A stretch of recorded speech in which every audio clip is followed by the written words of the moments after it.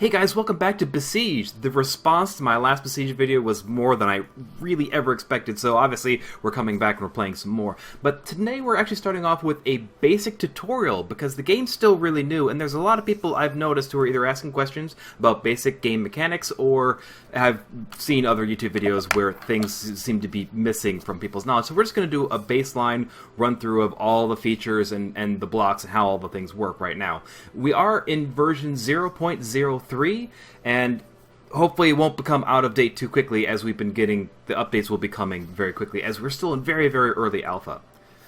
We're starting off by looking at the main screen. If you load the game, this is the first screen you get. If you right click pretty much anywhere on the screen, you can start rotating the planet around. Rotating the planet does show off the different continents on the little planet. We also have a moon and a cube. The cube is our sandbox level. It does say it's a work in progress, but you can still go there and do things. The moon is still locked, and most of the continents are locked, except for the one continent of Epsilon, which is the only one currently available to play. Once you click on that continent, you'll then kind of zoom in view of the maps as a whole, and you can see we have, these are all the various levels in this campaign structure of this continent. It starts off in the bottom here, and just the zones progress as you go.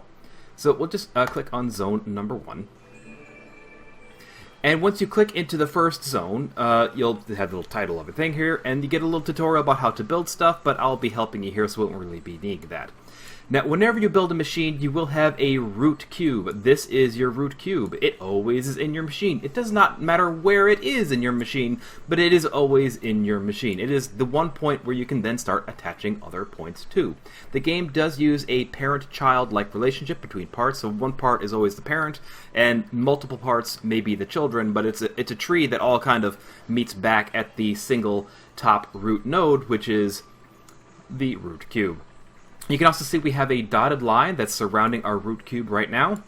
It is the bounding box for our creations. If you want to be completing the levels and progressing through the various stages, you have to keep your creation inside the dotted box. Now, you can turn the dotted box off and go into free build mode. The option is right here in the menu. It says, and you can even see right there, if you turn this off, you will not be able to officially complete levels. So you can, build whatever you want, whatever size you want, and have all kinds of fun.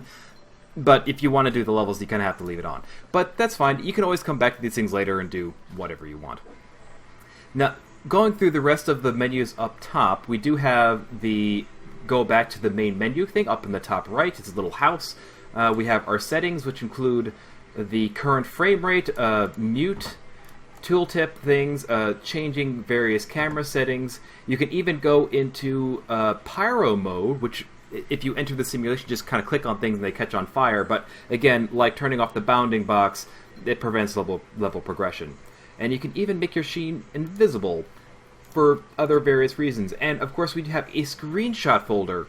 So if you press F12, you will take a screenshot. That's in the game, but as also Steam does that as well. So either way, if you press F12, you will be getting screenshots. There is a reset camera button, so depending on, as you move the camera around, do various things, try to get different looks of your screen. Like you may end up with a camera that's way off someplace you don't want to be. And you can just press the reset camera button and things come right back to normal. There is also a hotkey for the reset camera. It is F1. Mousing over the menu for most things in the game will show you what their shortcut is, and most things do have a shortcut. The next, right next to the reset camera, is a control list. So if you forget some of the basic controls, they're listed right here, such as flipping the wheel directions with the F key, or any block direction, flipping any direction. R for rotating any particular block 90 degrees at a time. X is your quick delete, or so is your delete car, and spacebar is your quick start, quick stop for the simulation itself. You can even toggle the HUD on and off with tab.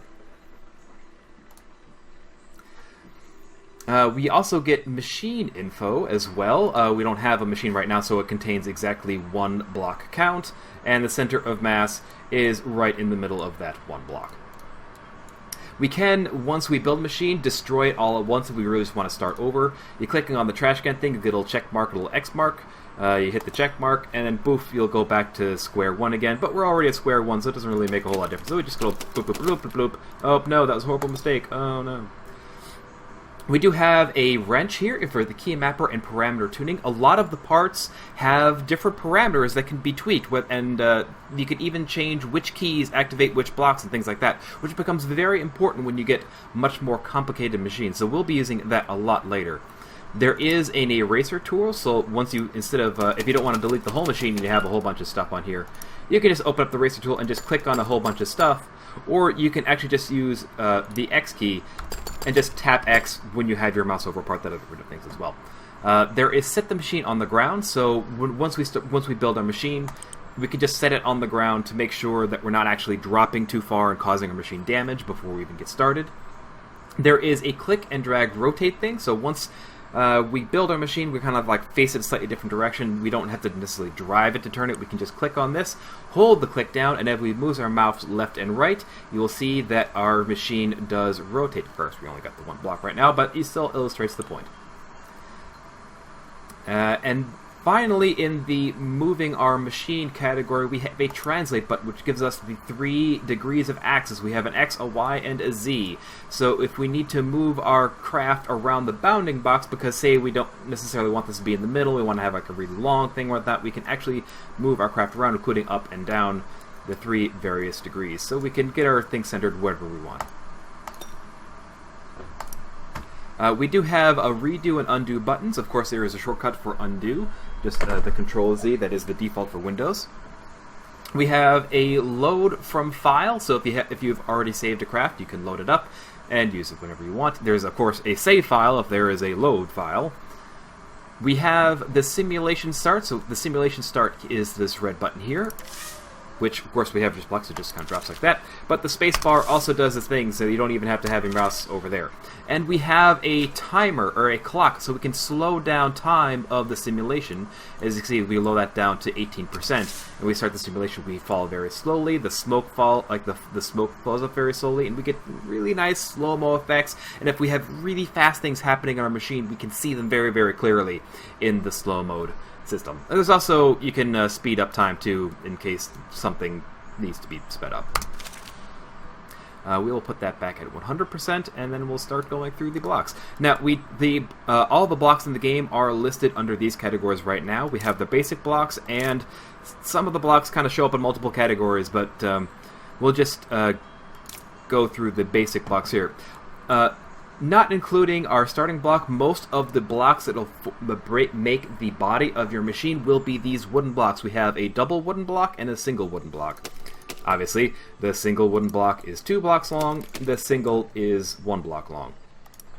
Now, it is important to know that if you build a thing that just kind of butts up against the next piece of wood, it doesn't necessarily interlock. If you really wanted to interlock, you could have the piece overlap. If they overlap, they fuse together and become a single solid rigid frame. And so just use the X key, like get rid of that stuff. So let's just make ourselves a bit of a frame. And since these are overlapping, they'll become a single solid piece. It doesn't really matter which direction you're overlapping from, but as long as there's some overlap, it'll become a single unit. And let's just kind of stick some pieces down there. So now we have a nice little platform we can build our machine from, and we can even tap it on the ground. You can see whatever the lowest part on the machine is, that is the part that touches the ground, not necessarily the root cube. The next thing on here are the motor wheels. Again, if you mouse over pretty much any thing, it'll show you what the default controls are, and in this case that you can flip the wheel around just by using the F key. Of course, all the controls can always be remapped. We can remap any control in the game. So we can just throw on some wheels on this craft here. You see, we do get red arrows indicating which direction the wheels will rotate. In this case, their default direction is in the counterclockwise direction. And that means if we press up the arrow key, we roll forward. If we press the down arrow key, that rolls backwards. So we have nice forward and backward movement already. Now, of course, if you mouse over that and you say you don't want it to be that way, you can hit the F key, and that flips that one around. So now, pressing the forward key causes these side wheels to go backwards, which just kind of spins us around in place. So even without changing the parts on our craft, we can change how it behaves just by either flipping the controls or by flipping the wheels around like that. Now again, if you do want to change what buttons control the wheels or any other part, there is the key mapping tool, so you click that to get a nice little red box. Click on the thing you want to control, you'll get this menu here, and it says forward, up, or reverse, down, and you can set these to be anything you want. I recommend picking some section of the keyboard that you feel comfortable with. Unfortunately, we cannot use the WASD keys because they are bound to the camera as now, but I find a good supplement for WASD is the IJKL. So in this particular case, we can set I to forward and K to reverse. You can even change how quickly the wheels spin from a minimum of 0 to a maximum of 2 times the normal rate. So there's various things you can do to make that useful. So now we have that, so now we can hit the I key, and since that is the only wheel we change, that one rotates when the other ones do not. The other ones still operate via the arrow keys. Now, and having the same types of blocks operate on different keys is a good way to make more complicated mechanisms that need for fine controlling like that. So let's take these wheels back off now that we've kind of messed up with their things. We also have in the basics the steering hinge. Now it says steering hinge, but you can use this hinge for basically anything, and it shows us that here that the default controls are the left and right arrow keys. So we can put this anywhere on the craft we like, and so we open that up and we see pressing left or right arrow keys, move it left or right. You will notice there is a red arrow pointing in the left counterclockwise direction. That is the default left direction. So even if we do flip this around using the F key, that arrow now is going clockwise, but that is still the default left arrow key. So when we go to remap it with the parameter tuning, we have to remember that left is the direction of that arrow. So because left and right are not the only directions we can really do. Oops, did not mean to actually start the simulation. You can put these blocks on top, and of course you can rotate any block with the R key, not just F key. So we can have this on top, face like that, and then we can have another one face backward, and they're both operating on the same keys. So if we launch and we hit left, we get this thing going forward and backward. And since we have 2 of them that are exactly opposite each other, the top one happens to be exactly vertical as the other one moves below it. Or, of course, you can go the other way and have something that operates in the same direction, and that way you get kind of like a super bendy thing. And you can use this to make robotic arms, to make reloading mechanisms. There's multiple kinds of machines you can make. And of course, since we can remap the keys, instead of being left or right, we can say go with O and P for this one. And if we click on this one, we could have set this one to Y and U. So now both of those are set to different key maps. We can control one of them or the other. And you can see, you can really start thinking of like how you can make really complicated robot arm things. So there's really a lot that you can unlock with that. And you can do this with virtually any moving block in the game, remapping the keys to do various things. The next piece we have in here is in the basic category is the brace. It's a strut. It is a metal bar that goes from one point to another. And you can go from any point to any other point. So you create them by starting off by clicking and holding down at the start location, dragging, and then letting go at your finish location. You'll see that you will get a little blue arrow pointing directly out from the area you are. So if you're not exactly sure where you're hovering over or where you're attaching to, look for the blue arrow, and that'll show you exactly which node you're attaching to. You can go clip through pieces of wood. It's not exactly recommended, but it's something you can do. You can also attach multiple struts to the same point. They don't really care, they'll just kind of clip through anything. And that is the basic category. Now, the blocks category looks a little similar. It does, of course, have the 2 types of wooden blocks because they are the most they're the basic type of block in the game. It also has the brace, but it also has the wooden panel, which does attach to one piece. Again, you R to rotate, and then kind of hangs off the bottom. So you can kind of use this to make a type of skirt. It is an armor type, so as you play through the game, there will be archers and things like that which will attempt to damage your machine with their arrows. This is a type of armor you can use, and it only attaches to one half, so you can kind of like cover areas that aren't even necessarily made of wood. Oop, I did not mean to do that. We're just using our X key to get rid of these things. Boop, boop, boop. And let's change the shape of this a little bit. I would just like to have that be 1 wide there. And then making sure to overlap again, so this is a whole solid thing. Now, the next block we have in line is the hinge. So if we, say, have a bit of a mast right there, and we put a hinge on top of that. Oh, we don't have any legs here. Let's just put some legs down really quick. There.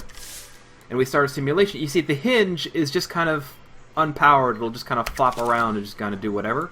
And, of course, you can place the hinge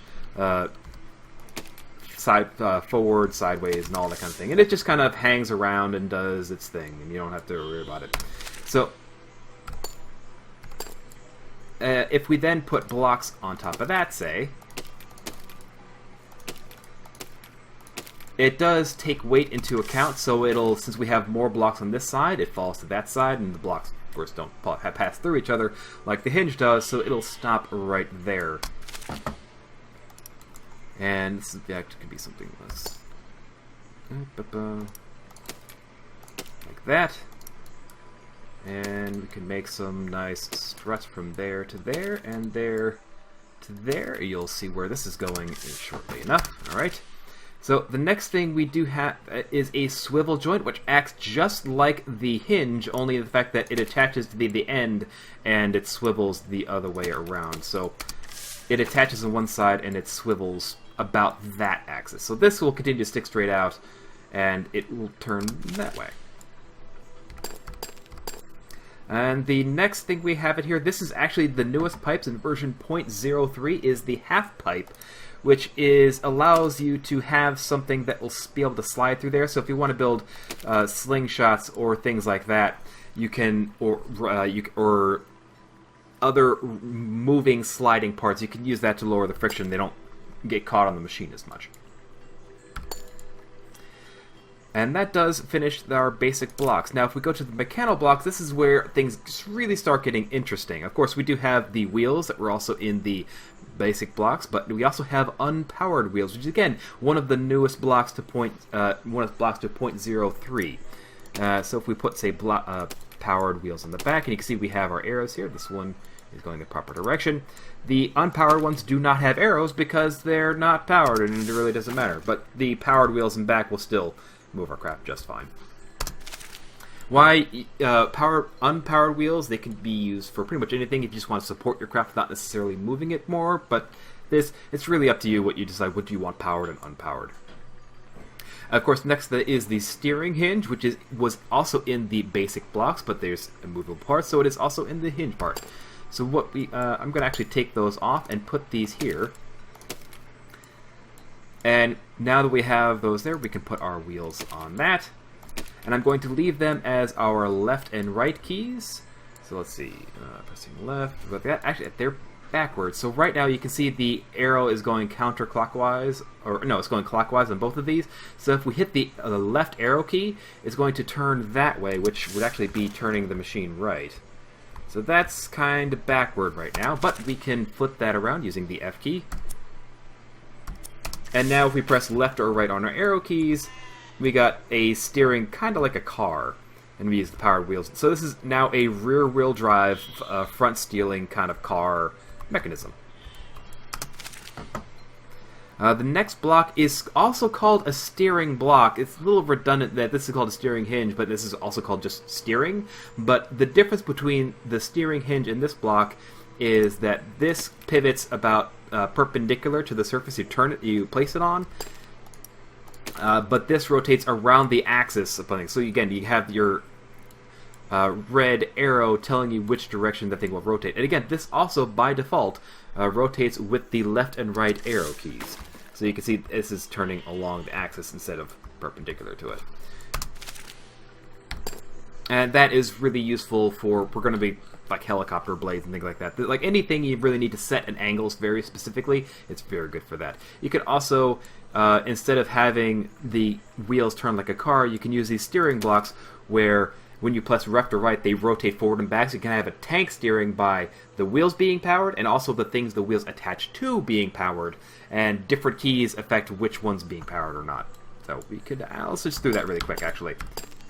So instead of the driving like a car, We can put these on there. And we'll put... I think we need powered wings. Okay, so we have our forward keys will push us forward and back.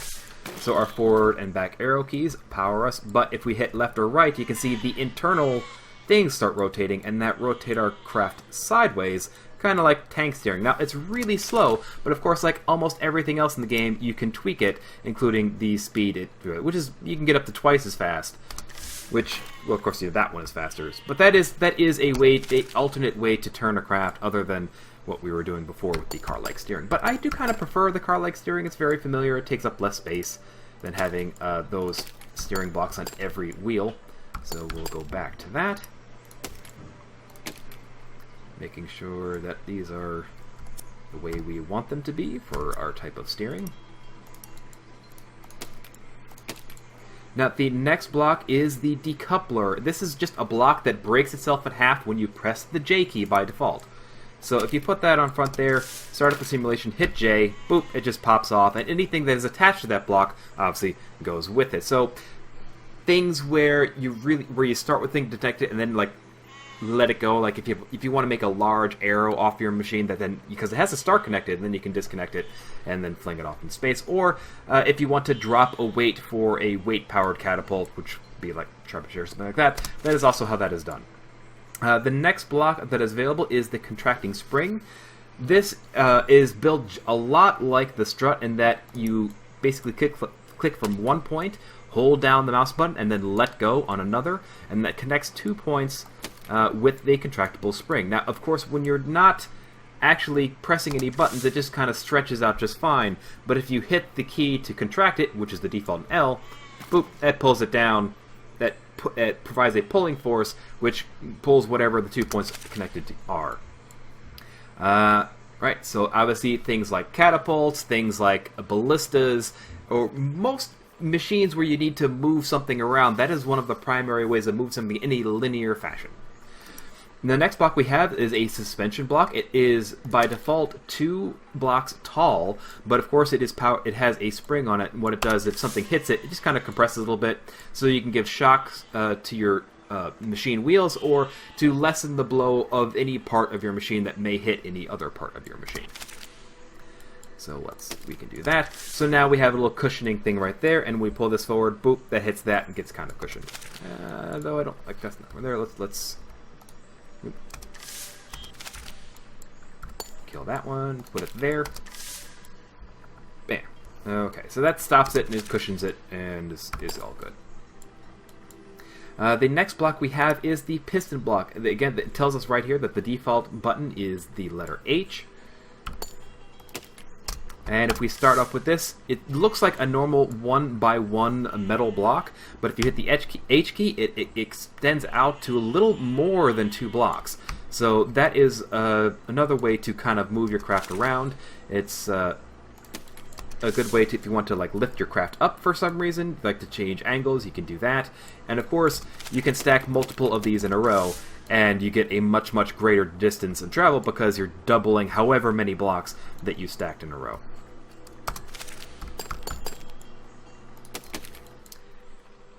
The next block we have is the spinning block. It is a lot like the steering block in that it rotates about its center axis. However, once it starts, it doesn't stop. It just spins in the indicated direction with no key presses at all. So this is how you kind of have spinning blades of death and all that stuff. And it spins at a fairly high rate of speed, especially compared to the steering block. So that's his kind of thing. And of course, you can, if you stack multiple spinning blocks on top of each other, the top ones spin in multiples of however many things. Like, so this is spinning at 1 time speed, that is like 2 times, and that is 3 times speed, just because they're sitting on top of each other. And of course, you can set the thing to change the parameters and double the individual speed of each one. So now that was going 2. And we start simulation. This is now spinning at 6 times what would be the normal default 1x speed. So you can get something spinning very, very fast. The next item we have on here is the grabber. If you ever play Kerbal Space Program, it is the claw. So anything that comes in contact with it it grabs onto, and it will not let go, because see, I'm actually holding down the button to contract the springs. It will not let go until you hit the V key, and then whatever wants to happen can happen. Then also, the newest blocks to the Powered Block category is the Powered Cog and the Unpowered Cog. Now, the Unpowered Cog is in here, even though this is the Powered tab, because it's there just to interact with the Powered Cog. These Powered Cogs default are controlled by the up and down arrow keys, but since our forward and back powered wheels are that, let's just change that to I and K, because as I said, we're going to use I, K, J, and L for as much as we can, because that reminds us as ASWD. So now that we have that wheel, it does kind of go on its own a little bit, but if you hit a direction that you have set to control, it will spin in that direction. And of course, unpowered cogs mesh with the powered cogs great, so if you then start moding the powered cog, the unpowered cog follows as any gear would be expected to. Now, you can also point the gears at 90-degree angles to a powered gear, and they work just fine too. So you can not only can you transfer power in a line, but you can transfer power around corners with these cogs. Though, really, I'm not exactly sure how much utility they have, because you could always use the regular steering block to have something rotate about an axis, and you don't need to transfer through several gears. You can just kind of have one where you need it. So I'm still trying to figure out exactly the best application for these gears, other than the fact that, yes, you can use them as weapons. The gears will grind up people, so they are useful for that. Now, speaking of which, now we get to the weaponry, probably most people's favorite part of the game. We have our Spiky Ball, which is just that. It is a ball covered in spikes. It attaches to your craft, and it will stay attached to your craft even during the simulation. So now that we have one attached to this piston, it extends with everything else. Oh, we still have a piston on the bottom that we don't need. And it'll just stay on your craft and won't really go anywhere. But it's the kind of thing that if you do make part of your craft detach and fly toward the enemy, you can have them be attached to that. We have the Metal Blade, which is a flat, sharp blade, which is good for cutting up your enemies, or just kind of moving stuff around. I've used it as a hockey stick before, even. And it's the kind of thing, so if we take, say, a spinning block, or even a new gear, but let's just take a, let's just take a spinning block.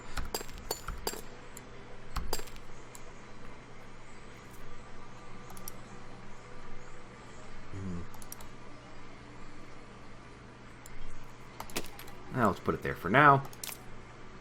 And we can attach our blades to it. Of course, if we want them to angle us away, you can rotate any part in the game by hitting the letter R.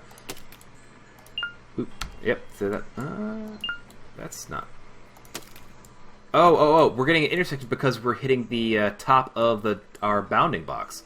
Yeah, so that's a bit of a problem. If we lower the machine to the ground, does that give us enough room? No, it doesn't get us quite enough room. Well, okay, I guess we'll just have a two-way propeller then. Or, well, it's not really a propeller, a blade O'Death. And, okay, so now we see, now we have a spinning block with some spinning blades. And depending on how we attach this to our machine to begin with, we could use that beat killing. So actually, I think I know a better way to do that. Let us...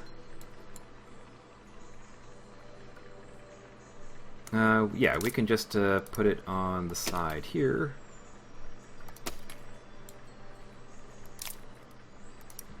Put our spinning block. I believe that would be tall enough to not hit the ground. Nope, that hits the ground. I know. We can do that. Now let's make sure we set this to something that is not left or right. So let us go with O and L. Alright. Put a spinning block on that. And attach our weaponry. Now that may hit the ground a little bit, but yeah, if we hit the O key, too high. Alright, so now we have a spinning thing, and we can kind of change what angle it's at with our O and L keys. So now any soldier that approaches us from the side will get quite mangled.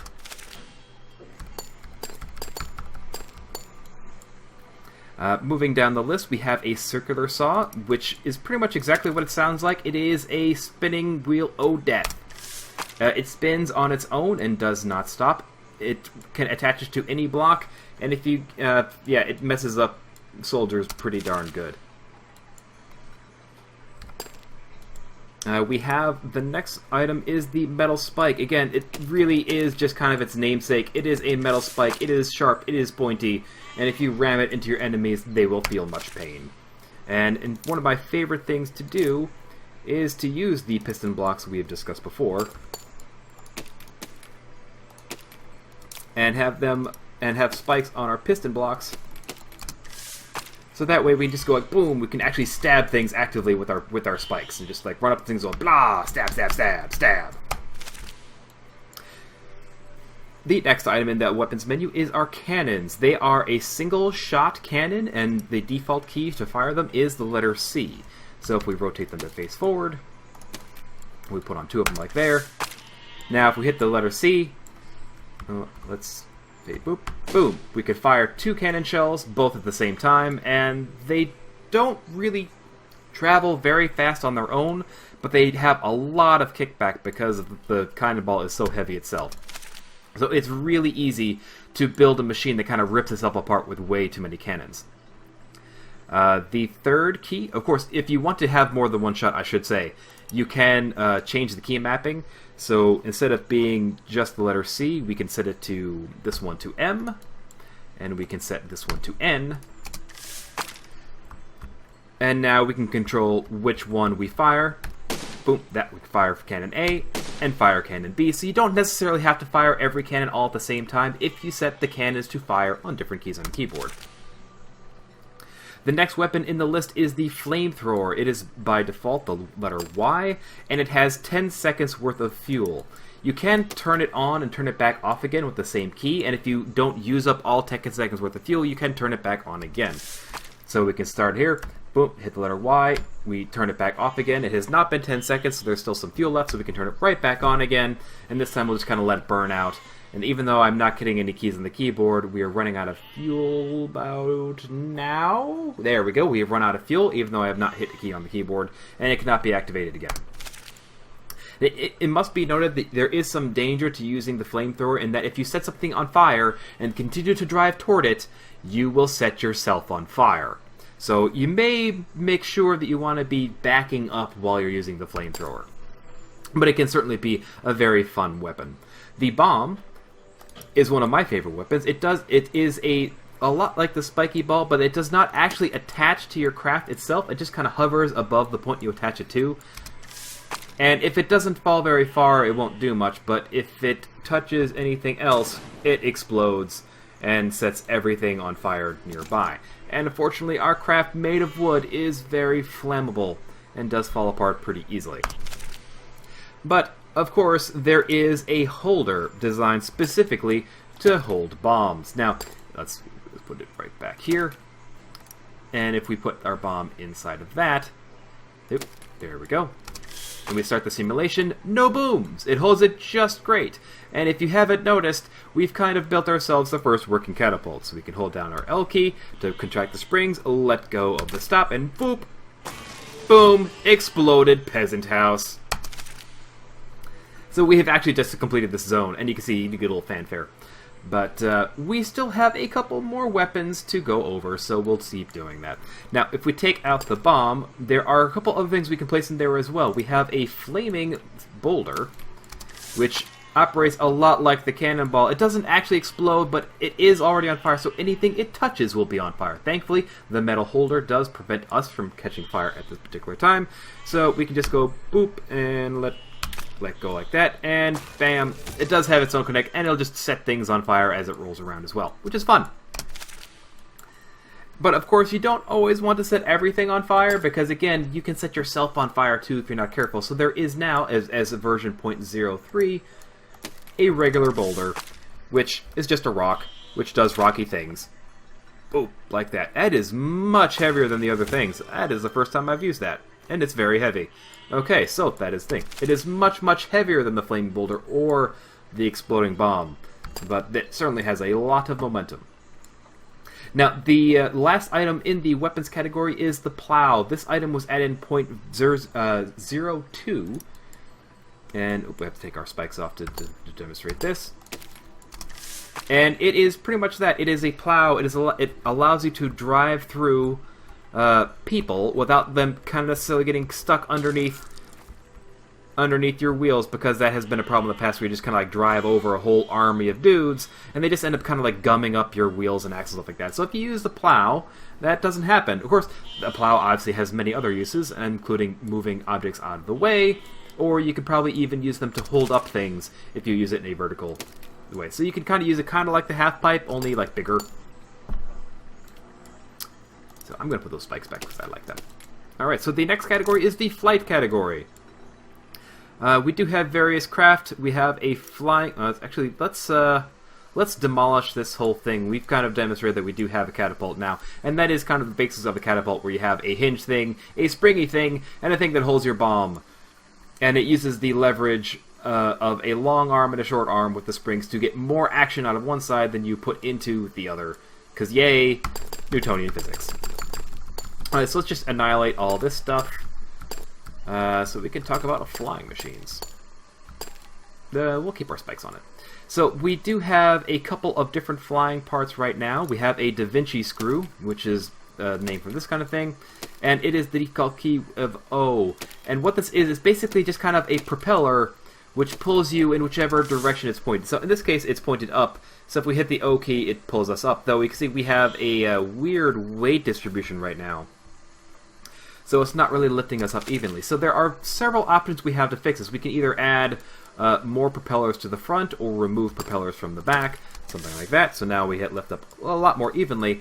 But again, if we go into the key mapper, there are plenty of parameters for these propellers. Now, there is, of course, the key to operate them, and there is a speed thing. So right now, there is too much lift in the back and not enough in the front. So if we take the front propellers and increase them to, say, 0.125, and we left up now, we are no longer really front heavy. In fact, we're kind of going backwards a bit, and we had a really harsh landing and we broke a wheel, which makes us sad. So, but this really just kind of pulls you up a bit. Now, of course, you can go ahead and place these on the side or on the front or anywhere you want, and if you set these to different keys, let's say, for example, we set this one to the J key, this one to the L key, and we'll set this one to K. Now, if we hold down O, we go up a little bit, and we can pull ourselves sideways with one key, pull ourselves the other way, and we can actually, we'd have to rebalance this thing, because now we've added more weight to the front by adding the propeller to the front, so we've kind of messed up our weight a little bit. Let's see if we can balance it out just by throwing another one of these on the back. Well, that'll pull us backwards. Okay, so that actually pulls us backward a little bit. So, but now we can pull up ourselves. Okay, but yeah, you can cut there. You can do really kind of weird things to kind of try to pull yourself around with these things. We're not. It can take a little bit while to balance. You may have seen the previous video where I built a plane that does operate on these things mostly. But we can just move on a little bit now. The next thing here is an aerodynamic propeller. Now, if you put this on a spinning block, or well, or any kind of rotating block, but let's just say a spinning block or two.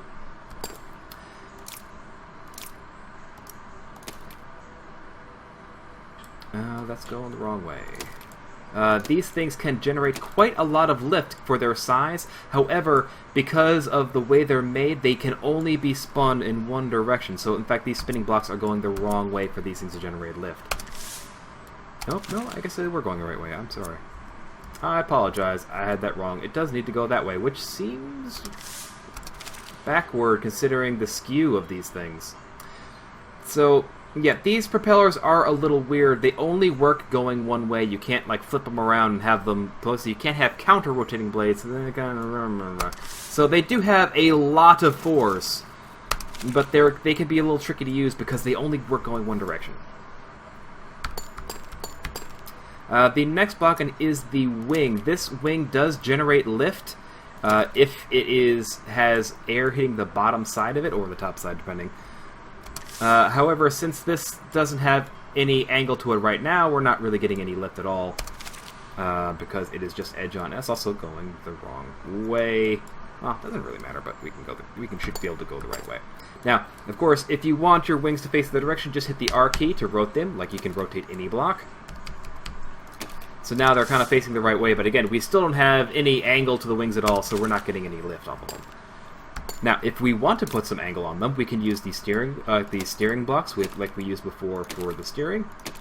Make sure they're all going the same direction. I think this one is backward. Is it? Nope. It was right. It was right. So those are set to left and right. So let's change them all to. Actually, let's go with I and O, I and K. So we'll set all of these to I and K. Did I set that one? I did. Okay. Okay. So now this spins all of them, and each of them rotate about their axis. So if we say attach some wings to them, bounding box. We're at the edge of our bounding box. So let's translate our machine a little bit far forward. Thank you. If we now attach wings to this, to the ends of the rotating blocks, now that they're spinning, we can press the I or K key to put some angle in there, and we start to get a little bit of lift off of this thing. Now you can see, like, these small propeller blades gave a lot more force than this does, but because these wings can be flipped around, we can customize the angle of attack. We can say have one rotating left and one going to the right, and that'll kind of cancel out this whole spinning problem we have. Now, of course, there is one more wing type, which is this square wing, which was added in 0.02, and it actually has much more lift than the primary wing does. The wing panel has more lift thing than the primary wing does. And also, there are nodes on the four sides of these wings, so you can actually kind of go out at great length and just add more things and increase your wing surface like that. So now when we spin these things up and we give it a little bit of angle, we lift right off the ground. And of course, since we have one thing spinning left, the body of the craft wants to spin right. And that's the kind of thing you can solve with the counter-rotating problem. But you can see that is one way to generate a lot of lift with your craft. These wings are so much more powerful than these straight ones right now. It's really going to have to work on that in the future. But the game is what the game is right now. It is a very early alpha 0.03, so I'm sure that'll be a thing in the future. Now, the last thing we have in the flying box is our ballast weight. It is a block that just has a weight that we can change, and this is for balancing purposes. Like when we're attaching all these screws to our top of our craft, we're having a hard time getting the thing balanced. Well, you can just add these blocks on there and balance them, and you can get it really, really nicely balanced. And of course, the last tab we have is the armor tab. We have 3 different types of armor plates right now. We have a 1x1 armor plate, which can really attach to just any surface you have. We have a 2x1, which does try to attach in the middle of the plate. So if you put it on a piece like that, half of it will stick over one side, half of it will stick off the other, which means that you can cover 5 blocks, or 3.5 block on either side, so 4 blocks total with only 2 panels. And it also means you can kind of cover the sides a bit more, like you can cover over the edges of things. And the third one is a circular one, which is excellent for putting on the outsides of wheels. Now, of course, these armor blocks are necessary. There are archers in the game who shoot arrows at you and will blow your and will destroy your craft. And this armor does protect you from that. There is also this armor is heat resistant, so there are a couple things in the game that can cause heat, and it will prevent them from destroying your craft. However, if there is like a flaming thing, there's still a good chance you could catch fire if the fire is coming from below. It doesn't make you impervious to heat. It makes you resistant to heat if it's coming from that direction of that specific panel. So that is all the blocks we have in the game right now. I've tried to go over all the all the blocks pretty quickly and all their basic functions, as well as the commands and how you can change the commands of the individual blocks. I hope this gets kind of clears up any kind of confusion for how you can make some more complicated machinery. Because again, just changing up the keys of what does what really goes a very long way into allowing you to make much more complicated machines. I'm going to open up a craft I was working on earlier today. I've been working on a ballista. It is a... No. I did not mean to do that. Okay, so that's the thing. I hit the save key. So, if you try to save something, you want to hit this... let's just give a number, blah, blah, blah. So, if we save this, it'll save that craft. So now if we go into the load, you can see that craft is there. If you want to overwrite something, you click on the name, hit save, it'll say overwrite. You have to click on the same save key again, and then it saves the thing over top or whatever. So let's actually open up Besiege 2. This is actually what I wanted. I built this in the sandbox, so I did not really build it inside the bounding box mode, but there we go. Now, this craft is using many of the blocks in the game, so it is a spring-based mechanism. It is a slingshot, ballista kind of category of weapon. I have powered wheels in the front. I have powered wheels in the back. So the way I steer this craft, driving forward, I'm really just kind of dragging the back wheels along. But I can turn left or right with those back wheels, and I pivot kind of about the front of the craft, and I like that quite a lot. Now we have a bomb and we have a piece of wood with a grabber and our springs attached to the pieces of wood. They're both laying inside of the half pipes that lower the friction. So we actually are going to be flinging this bomb straight forward out of this machine. I have a couple pieces here that I have. The front wheels are on a bracket piece attached to pivoting blocks. So if I hit the I key, I can actually raise up my angle so I can fire much farther, or I can choose the angle at which I shoot my projectile, which is great for choosing range. And so I can steer / aim the craft with the back wheels. I can change my angle of attack with the front machine, and also you may notice I have a couple angled hinges here holding up this piece. Well, that's because sometimes, just sometimes, the bomb ends up smacking the front of this thing, so I made a little mechanism where I can lift that up a little bit. I even timed it a little specifically so that the angle changes, so now when the springs pull, it slides it up out of that holder, past everything else, and out into the world. We do have a grabber, so we have to hit the springs, which contract them, and then let go of the grabber as the springs pass their maximum amount of contraction. So it's a pretty quick thing, so let's fire it right about now. It does fire pretty far. This actually was not a very good shot in my opinion. So we will try again. Let's rotate this thing around. Let's pull up the ammunition. Increase the height of angle of attack. And fling. There we go. That's a much better throw.